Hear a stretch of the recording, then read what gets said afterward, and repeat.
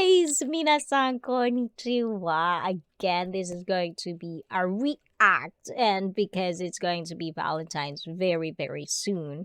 So I kind of like stumbled into this kind of video where I didn't watch it yet because I want to react on these on real time and just kind of like on top of my head, kind of like give my opinions, if that makes sense.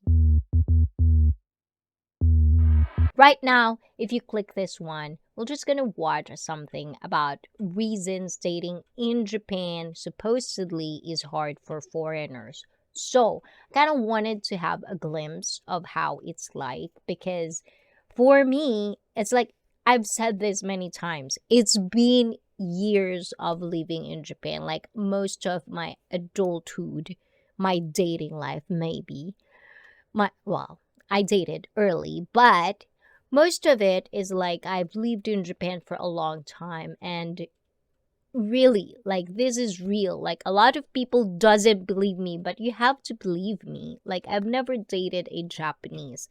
So, I was just thinking, I want to get a glimpse of is it really that hard?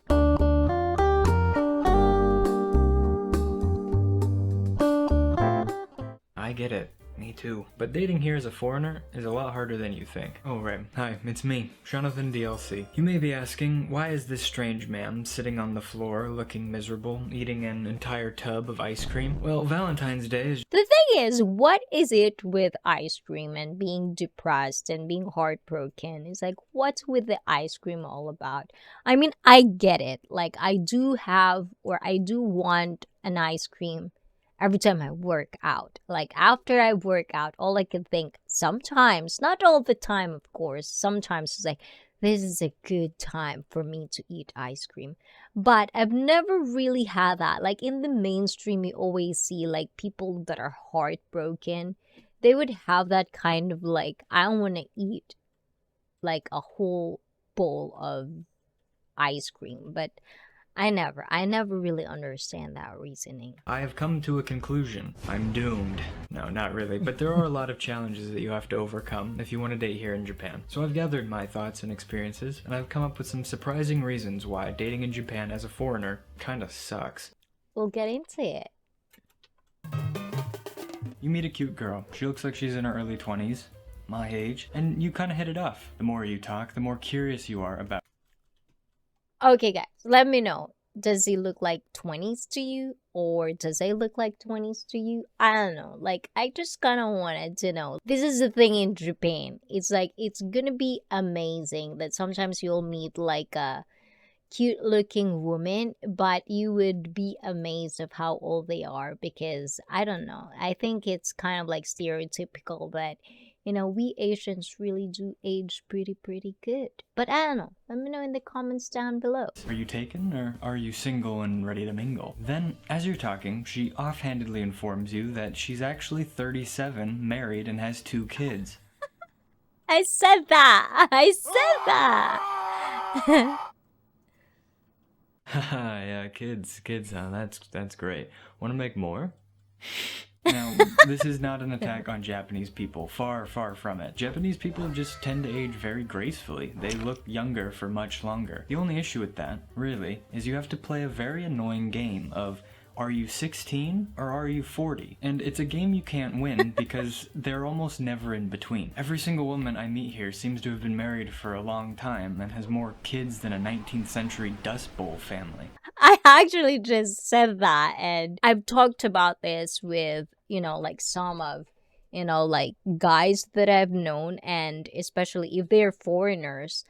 Well, some of them obviously, like, well, the other half of me in the Philippines, I feel like, and I don't know if it's changed right now, so I might be wrong with this, but there's really not much of that education where, like there's a certain age limit where you can date, like especially on the age gap thing. And I'm pretty sure that's what we're talking about here.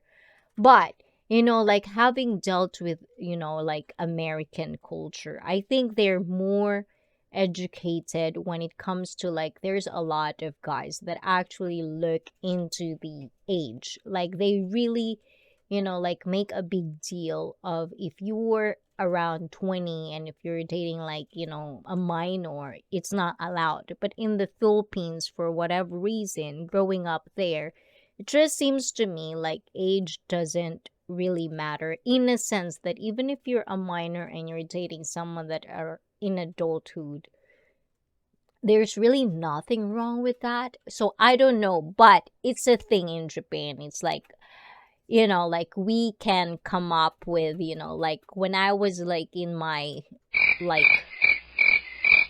I'm not gonna say that because, like a lot in my community, now that I'm 200 years old. But, anyways, because this is a react, and some of you might probably be just beginning to watch my videos, but, this is a life journey channel. So you're gonna see a lot of segments on different, but we're gonna stick with this react. So basically, like, for a long time, like for a long, long, long time, being an adult, I've always been asked an ID.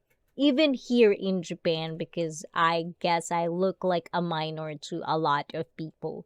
So that's another thing. And also, when he says something like there's a lot of kids, I don't know. Because I, I don't know. In my experience, it's still surprising to see some, like some family who has 4 kids or more. It's usually the most kids that, at least in my circle, they have like 3 kids. And if it's more than that, it's just too much. Like in Japan, it's not normal. So I don't know. Maybe I'm wrong, but I don't know. And because of this, I've genuinely struggled a lot with meeting someone my age. It feels like it's impossible to tell if she's in high school or if she has kids who are going to high school. Now you must be thinking, sucks to be you, Sean, but that's not going to affect me. And if you live in Tokyo or any other big city, you're right, it's probably not going to affect you. However, if you come to Japan for teaching, there is a significant chance that you will be placed in the countryside, like me, where the average age of people is much higher. So many of the people you will meet will be much older than you're expecting.